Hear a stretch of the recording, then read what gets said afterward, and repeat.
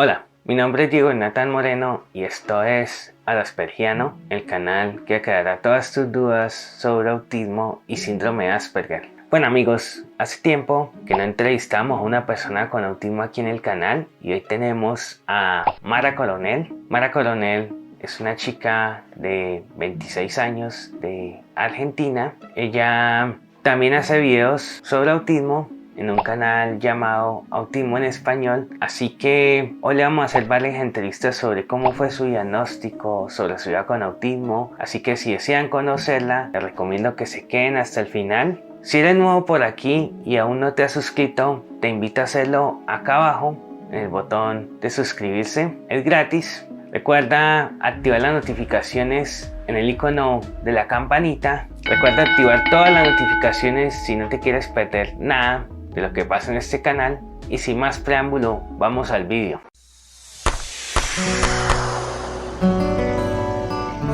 Bueno, Mara, la primera pregunta que me gustaría hacerte es ¿cómo descubriste que tenías autismo? ¿Lo sabías desde antes de recibir un diagnóstico?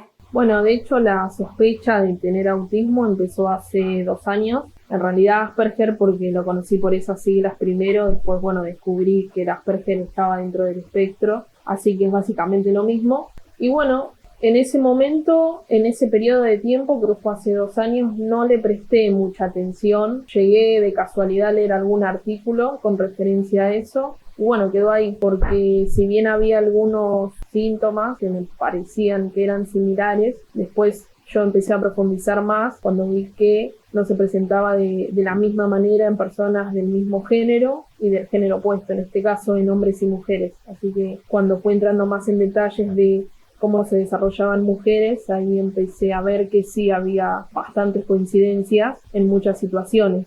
Y bueno, fue finalmente tomé la decisión de iniciar el proceso evaluativo. Si bien en los primeros intentos de búsqueda no encontré comunidades muy aproximadas a la especialidad de detectar el autismo en adultos, no tuve respuesta de las primeras comunicaciones que tuve y tuve que recurrir a una región más alejada del sitio donde estoy establecida yo actualmente y ahí pude obtener el proceso evaluativo correspondiente y demás. El hecho de realizar el diagnóstico no fue tanto por algo que había dejado pendiente, sino más que nada porque en ese momento, durante lo que fue la cuarentena y demás, yo estaba experimentando emociones que se salían un poco de lo típico. Me parecía que había que prestarle el foco a eso, entonces también anexado estaba el hecho de que durante toda mi vida yo siempre fui muy volátil, entonces sobrereaccionaba de maneras que no eran comunes en una persona y pensé que tenía un poco que ver con lo que había leído en ese momento cuando llegó la información de la Asperger y el autismo, así que fui atando cabos y me fui diciendo tal vez tiene que ver con esto o tal vez en parte no necesariamente, pero involucra algo que sucede, o sea que en ese entonces sucedió en mi infancia y hasta ahora. Y fue cuando consulté, tuve 3 sesiones aproximadamente. Y en la tercera ya el especialista me había confirmado que sí, que estaba dentro del espectro. Y en la cuarta yo le pedí si podía comunicárselo a mis padres porque me parecía que era un tema en el que, más allá de que tenía información y que estaba al tanto, prefería que se lo dijera al de primera mano porque ya estaba acostumbrado a comunicar este tipo de resultados en los informes. Así que me pareció justo que lo hiciera en este caso el profesional. ¿A qué edad te diagnosticaron el autismo? A los 25 años recibí el diagnóstico y a los 24 comencé a estar al tanto de la información de lo que significaba el trastorno del espectro. ¿Qué ha significado para ti el tener autismo?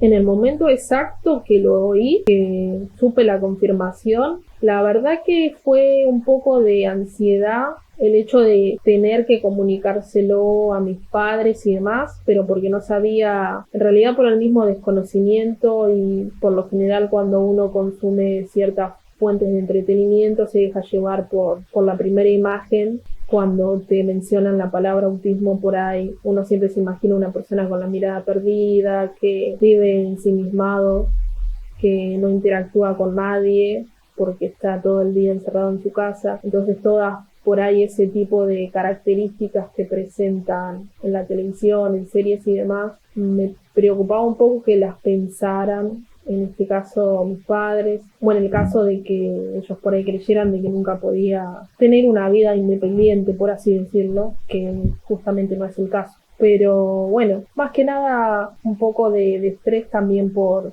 escuchar cómo iba a impactar en ellos o en parte de mi familia. Pero personalmente a mí no me sorprendió porque, como te comentaba al inicio, yo cuando empecé a investigar y demás y empezaba a leer cada vez un poco más, ya me fui dando cuenta de que había mucha coincidencia y bueno, que en algún momento sí lo iba a hacer. Si bien tenía la sospecha, obviamente no es lo mismo que uno tenga la duda a que uno lo escuche realmente y tenga la certeza de que justamente es así, pero no me sorprendió mucho. De hecho, tuve un delay porque en el momento cuando me lo dijo no sentí nada, la verdad, no tenía ninguna emoción en ese momento. Tal vez sí, lo que te mencioné, de un poco de nervios por tener que comunicárselo a mi familia, pero no por mí, porque la verdad que no considero que sea algo muy relevante el hecho de tener una condición como esa o como cualquier otra, pero no tiene esa predominancia en mi vida, digo, no me da una limitación importante como para que pueda decir, bueno, realmente mi vida por ahí no puede continuar por esta situación. No es así. Así que no me causó, digamos, un gran estupor. Pero bueno, después, a los 2 o 3 días, sí sentí un poco de una tristeza así media extraña, media particular. Y bueno, después eso duró una semana y después de la semana ya se me pasó, no pensé más en eso. Así que bastante, digamos, un proceso normal. ¿Cómo reaccionó tu familia cuando se enteró de tu diagnóstico?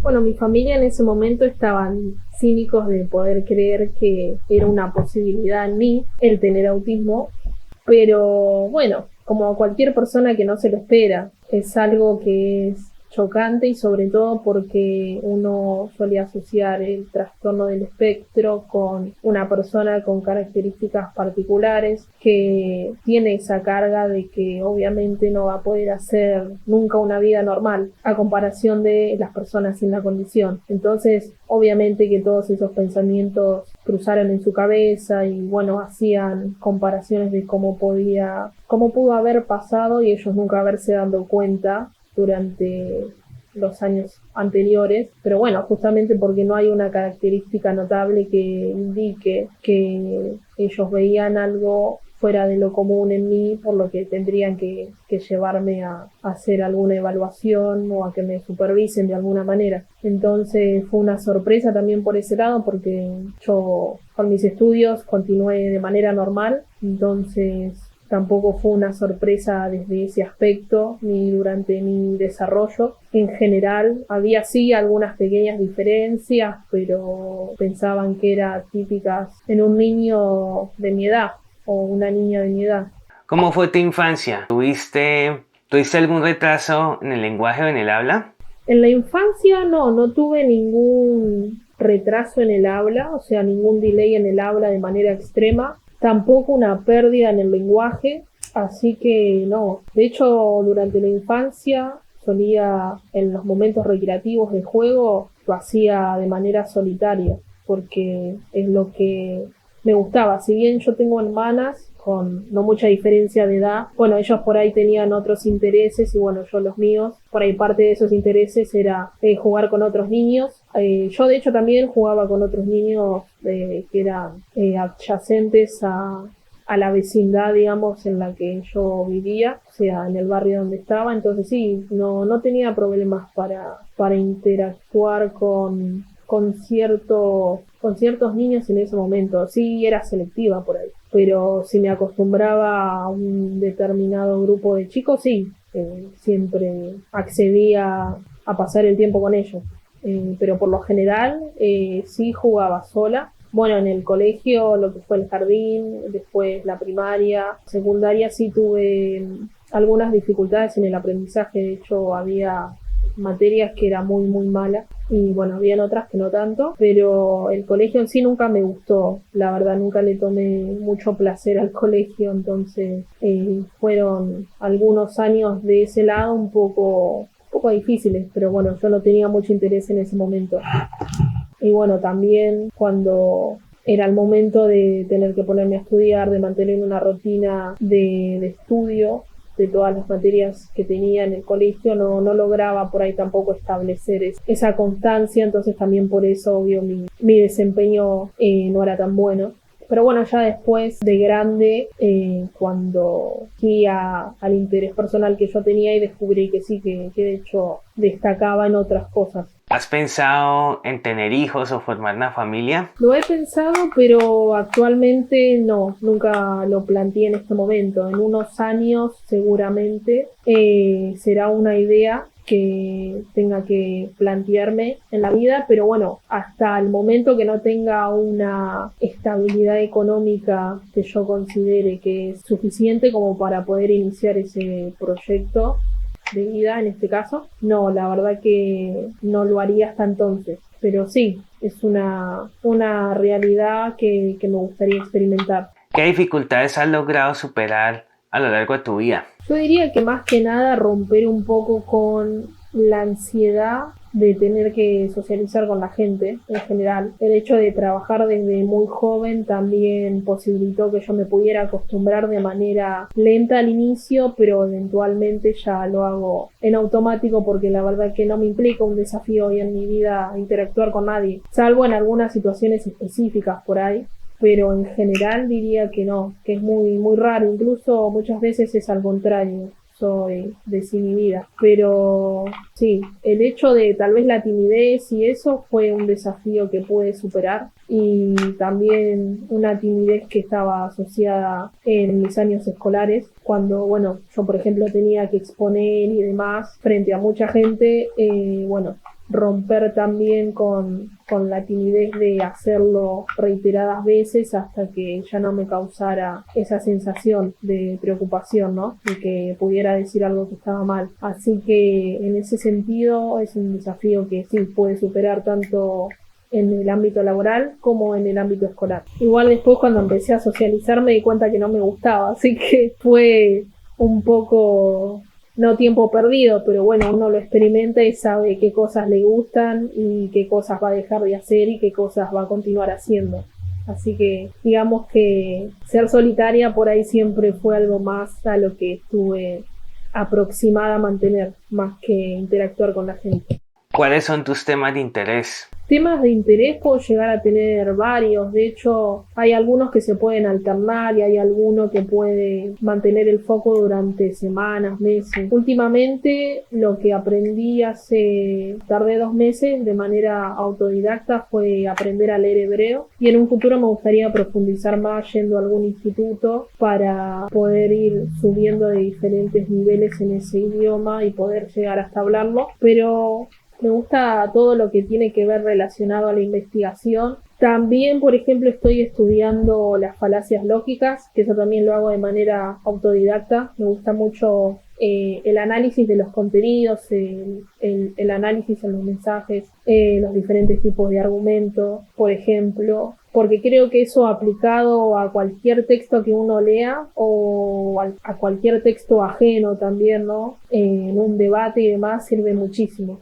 Aparte noto que mucha gente por ahí no se interesa por saber cómo tiene que estar organizado diferentes tipos de argumentos, los silogismos, que es básicamente cuando hay dos premisas, o sea, dos pedazos de información que apoyan el resultado de lo que vos querés indicar al final, o sea, lo que vos querés dar a comprobar como válido o inválido. Los puntos y coma también tienen un significado muy importante, las reglas gramaticales. Entonces, todo lo que yo le vea una utilidad en la vida, en la practicidad, ¿no? Que a lo que se le pueda sacar provecho es algo que se vuelve un interés para mí. ¿Tienes amigos o pareja? Conocidos tengo muchos, pero amistad solamente considero una persona la cual conozco hace más de 7 años. Básicamente porque es, digamos, la descripción de lo que realmente es un vínculo tan importante como para llamarlo amigo, en el hecho de que va a estar, es una persona muy leal, o sea, que respalda justamente la lealtad en diferentes situaciones que yo considero que son por ahí detalles menores y también detalles importantes, o sea, ambos dos. Y bueno, obviamente sí he frecuentado con conocidos durante un momento y hoy si me los cruzara sí iniciaría un diálogo por algunas situaciones que hemos compartido en el pasado, obviamente que lo haría, pero bueno, no dejarían de ser conocidos porque fueron, digamos, dado en su momento y hasta el día de hoy algo temporal. ¿Has ido a la universidad y si fue así, qué retos ha significado para ti? Sí, la universidad fue más que nada una experiencia, bueno, en ese momento cuando tenía que ir presencialmente, tenía que asistir. Fue una experiencia nueva, fue de mucha ansiedad porque bueno, ahí descubrí lo que te contaba un poco al principio de que tenía que romper muchas cosas que no había podido por ahí superar con totalidad durante la etapa escolar. Así que fue como un proceso muy rápido y un poco también obligándome, ¿no? También ahí tenía que tener rutinas de estudios. Me acuerdo que iba a la biblioteca de la universidad que era inmensa y me quedaba 6 horas, 7 horas completando todos los trabajos. Y bueno, fue ahí cuando en realidad aprendí a mantener rutinas dentro de lo que a mí me interesa hacer, ¿no? Que tiene que ver justamente para leer y ese tipo de cosas, o también eso aplicado en otras áreas de mi vida, como hacer un deporte donde uno también necesita tener cierto horario de comida para después ir a entrenar y demás. Entonces todo eso, digamos, de manera general me sirvió para poder, digamos, después implementar un montón de otras cosas. Y bueno, más que nada se fue todo lo que tenía que ver relacionado con hablar en público y demás en la universidad. Pude realmente superar el miedo a la equivocación o el miedo a decir algo que no era apropiado. Y bueno, y ahí aprendí bastante lo que bueno, puedo mantener hoy por hoy y sigo aplicando en la vida. ¿Tu familia te apoya o te ha apoyado? Sí, parte de mi familia sí me apoya bastante, no me puedo quejar por ese lado, la verdad que no, o sea, me trataron con total tipicidad, o sea, no cambió el trato para nada. Sí, por ahí el entendimiento en algunos aspectos, en algunos, porque yo soy una persona temperamental, entonces en algunos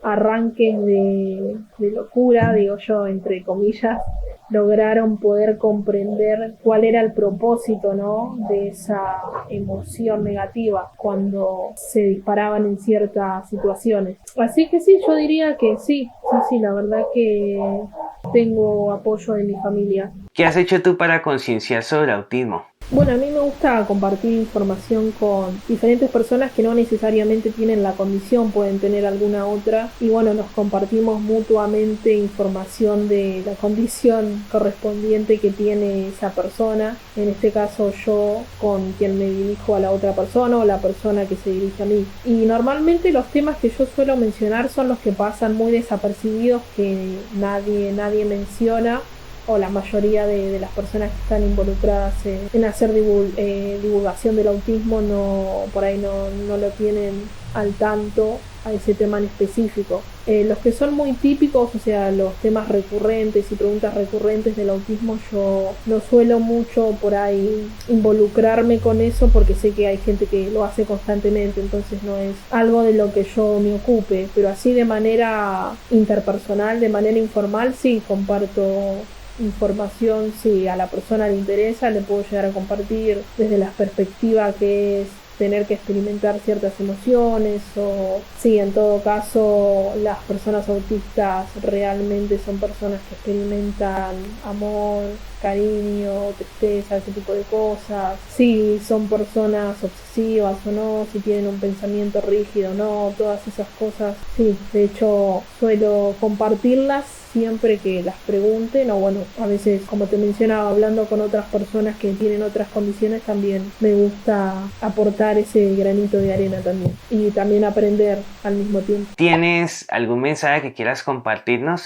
El mensaje quisiera dirigirlo más que nada a todas las personas que están dentro del espectro y pueden no animarse a dar el testimonio de lo que es para ellos experimentar, vivir con la condición. Y bueno, también a las personas que se interesan, obviamente, con la mejor de las buenas intenciones en realmente estar al tanto de lo que es el concepto del autismo. Yo creo que, por un lado, el grupo de personas que no se animan, entiendo que puede ser por situaciones personales y también al mismo tiempo por no querer revelar la identidad de lo que es cargar con una etiqueta que se asocia por ahí a una imagen que no es muy positiva, pero que al final de cuentas es algo con lo que nosotros nacemos y nos vamos el día que morimos. Así que me parece que es muy importante seguir dando a conocer y seguir reproduciendo la cantidad de testimonios que sean posibles para que la gente pueda vernos y pueda escucharnos, y siempre que sea comunicado de una manera muy clara y con la mejor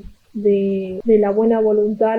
La persona, en este caso, que no conoce del tema, se va, digamos, a quedar con una idea lo más correcta posible, y en todo caso también comprobar con sus propios ojos, obviamente, y oír por sí misma que podemos ser personas que pueden llegar a tener pareja, hijos, tener una vida normal, poder ir a la universidad, llegar a la situación de no depender básicamente de nuestros padres, poder mantener un trabajo y bueno, poder tener cualquier tipo de conversación compleja o conversación no tan compleja como cualquier persona sin la condición, solamente eso. Bueno, amigos, esa fue toda la entrevista a Mara Coronel. Así que gracias a todos por quedarse a mirar la entrevista hasta el final, y gracias también a Diego por el espacio. Les mando un saludo muy grande. Si tienen alguna pregunta más que deseen hacerla, déjenla aquí en los comentarios. De paso, díganme qué tal les pareció esta entrevista. Yo los voy a leer, así que cuéntenmelo todo acá abajo.